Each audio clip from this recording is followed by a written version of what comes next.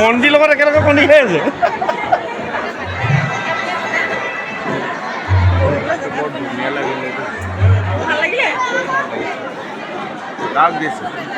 এনে অকণমানে একো প্ৰেক্টিছে কৰা নাই মই জাষ্ট মাতিছে ডাইলগ এইকেইটা ক'ব কৈছে মই কৈছোঁ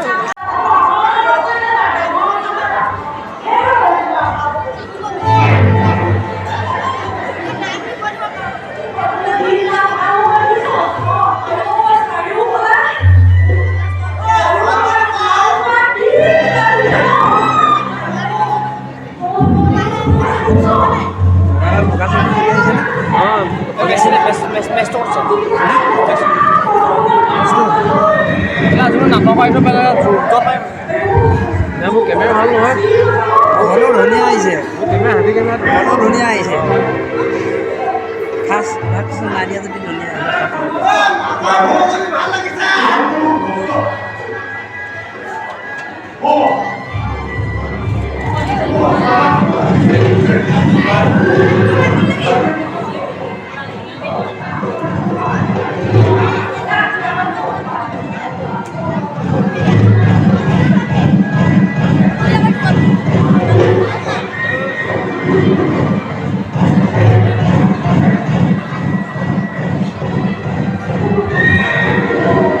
এডিচিয়াটো আছে বনাব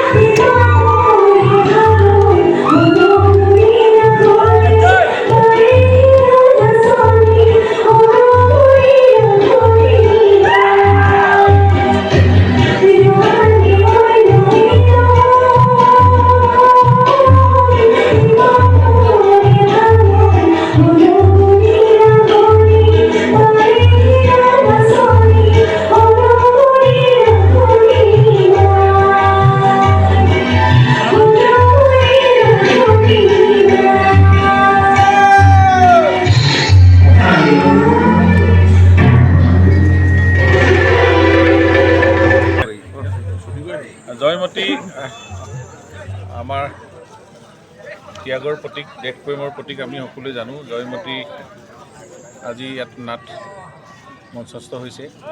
মই ভাবোঁ এইটো খুব ভাল পদক্ষেপ। আমি আৰু পূৰ্বতকৈ যথেষ্ট প্ৰতিখন গাঁৱতে আজিকালি মহিলা হওক, পুৰুষ হওক, যুৱ সংঘ সকলোৱে আগবাঢ়ি আহিছে জয়মতী উৎসৱ পতা। লাচিত উৎসৱ হওক, মূলাগাভৰু উৎসৱেই হওক, এইটোৱে হৈছে বুৰঞ্জী, অতীত, বৰ্তমান আৰু ভৱিষ্যত। আমি জানো অতীতক লৈ বৰ্তমান আৰু বৰ্তমানলৈ ভৱিষ্যত, আৰু উঠি অহা প্ৰজন্মক এই বুৰঞ্জী শিক্ষা অতি প্ৰয়োজন।